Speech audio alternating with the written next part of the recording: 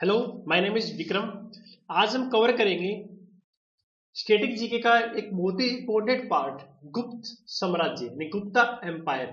इसमें जो आज हम क्वेश्चन कवर करेंगे वो पीछे एग्जाम में पूछे जा चुके हैं ऑलरेडी, और जिनके आगे जो एग्जाम होने हैं एसएससी, सीजीएल, सीएचएसएल या रेलवे के, उसमें दोबारा रिपीट होने की काफी संभावना है। आज हम 40 से 50 क्वेश्चन कवर करेंगे, ठीक है।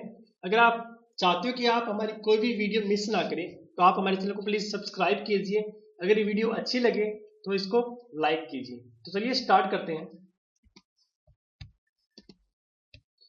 गुप्त वंश का संस्थापक कौन था? तो इसका आंसर है श्री, यानी गुप्त साम्राज्य की जो नींव डाली थी वो श्रीगुप्त ने डाली थी। यानी श्रीगुप्त गुप्त साम्राज्य का पहला शासक था जिसने 240 से 280 के बीच में शासन किया था।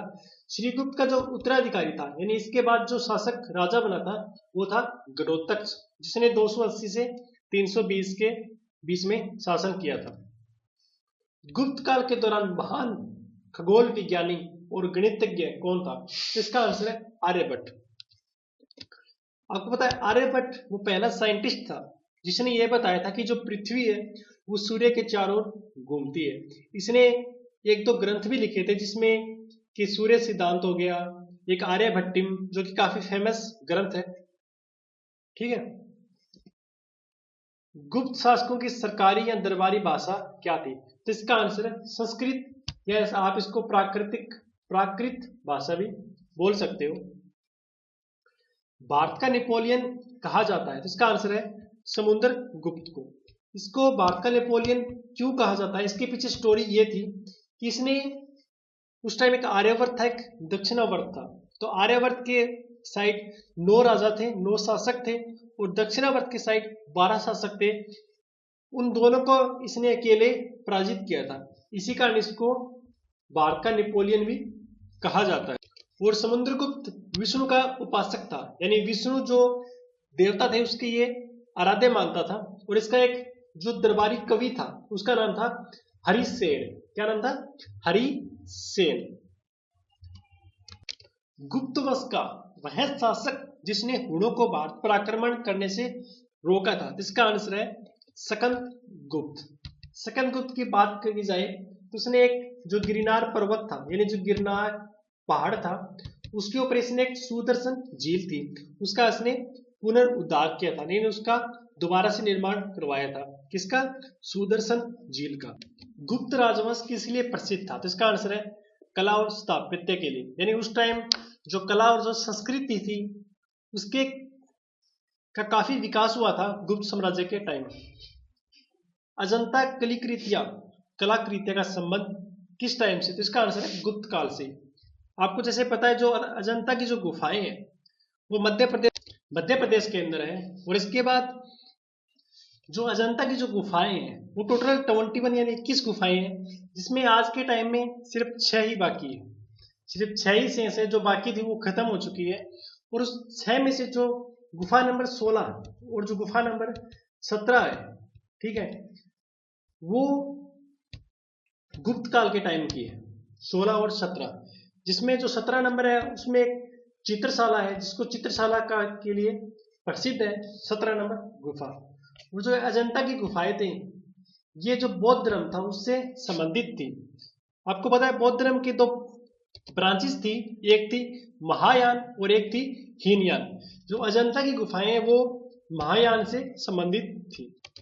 अजंता की चित्रकारी कौन से धर्म से संबंधित है? ये आपको मैं ऑलरेडी बता चुका हूं, बौद्ध धर्म की महायान शाखा से। कवि कालिदास किसके राजकवि थे? इसका आंसर है चंद्रगुप्त विक्रमादित्य, यानी कि जो चंद्रगुप्त सेकंड थे उसके ये राजकवि थे कवि कालिदास। उत्तर गुप्त काल में प्रसिद्ध विश्वविद्यालय कौन सा था? इसका आंसर है नालंदा। और नालंदा किसने बनवाया था? तो इसका आंसर क्या है? कुमारगुप्त, जिसे हम गोविंद गुप्त के नाम से भी जानते हैं। यानी जो नालंदा विश्वविद्यालय है उसकी स्थापना कुमारगुप्त ने की थी, जो कि उत्तर गुप्त काल के टाइम में था। एरन अभिलेख का संबंध किस शासक से है? इसका आंसर है भानुगुप्त। ये जो एरन अभिलेख है ये भानुगुप्त ने लिखा था, जिसके अंदर यह बताया गया था कि 510 ईस्वी में एक भोजराज नाम का व्यक्ति था जिसकी मौत हो गई थी। उसके बाद उसकी जो पत्नी थी वो उसके पीछे सती हुई थी। यानी जो सती प्रथा का जो पहला केस था वो गुप्त काल से स्टार्ट हुआ था, जो 510 ईस्वी के बारे में दर्शाया गया है।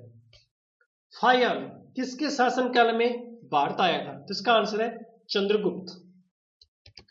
भारतीय संस्कृति का स्वर्ण काल किसे कहा जाता है? तो इसका आंसर है गुप्त काल को, क्योंकि इस टाइम जो एक साहित्य था, एक जो कला थी, उसका बहुत ज्यादा विकास हुआ था। फायान कहाँ का रहने वाला था? तो इसका आंसर है चीन का, और ये चंद्रगुप्त सेकंड के टाइम पर भारत आया था। सेतुबंध का रचनाकार प्रवरसेन द्वितीय किस वंश का शासक था? इसका आंसर है वाकाटाक। मेहरौली जो कि दिल्ली में है स्थित लौह स्तंभ का निर्माण किस सदी में हुआ था? इसका आंसर है चतुर्थ सदी में। धन्वंतरी क्या और किसके दरबार में थे? तो देखिए, धन्वंतरी एक चिकित्सक थे, यानी एक डॉक्टर थे, और चंद्रगुप्त विक्रमादित्य के राज दरबार में थे। गुप्तकालीन शासन प्रणाली किस प्रकार की थी? यानी राजतंत्रात्मक। अभी फिलहाल इंडिया के अंदर प्रजातंत्रात्मक है, यानी डेमोक्रेसी है, लेकिन गुप्त काल के टाइम पे राजतंत्रात्मक थी। यानी एक जो राजा शासक था वो राजा बन गया, उसके बाद उसका जो बेटा था वही राजा बनता था, यानी प्रजा में से किसी को चुनने का हक नहीं था। कुमार संभव महाकाव्य किस कवि ने लिखा था? इसका आंसर है कालिदास ने। गुप्त काल की सोने की मुद्रा को क्या कहा जाता था? इसका आंसर है दिनार। गुप्त युग में राजस्व की दर क्या थी? यानी जो टैक्स लगता था उसकी क्या रेट थी? तो वो थी उपज का चौथा भाग। यानी कि मान लीजिए अगर 1000 रुपए की फसल होती है तो उसका 1/4 भाग यानी 250 रुपए उसका टैक्स था। मालविकाग्निमित्र नाटक का नायक कौन था? इसका आंसर है अग्निमित्र। किस वंश के शासकों ने मंदिरों और ब्राह्मणों को सबसे अधिक ग्राम अनुदान में दिया था? इसका आंसर है गुप्त शासकों ने। इसी का परिणाम है कि आज अजंता की गुफाएं हैं, जो कि जिसका निर्माण गुप्त काल में हुआ था, क्योंकि उस टाइम जो ब्राह्मण थे, जो मंदिर थे, उसके लिए काफी जो भूमि थी वो दान में दी गई थी ताकि वहां पर वो मंदिरों का निर्माण कर सके। समुद्रगुप्त की सैनिक उपलब्धियों का वर्णन किस अभिलेख में? तो इसका आंसर है प्रयाग के काशी के अंदर, जो काशी का अभिलेख है उसमें इसके बारे में डिटेल से इसका वर्णन किया गया है। स्त्रियों की स्थिति किस युग में पुरुषों के बराबर थी? यानी गुप्त काल में। यानी गुप्त काल के अंदर महिलाओं और पुरुषों को बराबर समझा जाता था। कौन सा राजवंश हुनों के आक्रमण से अत्यंत विचलित हुआ था? गुप्त वंश।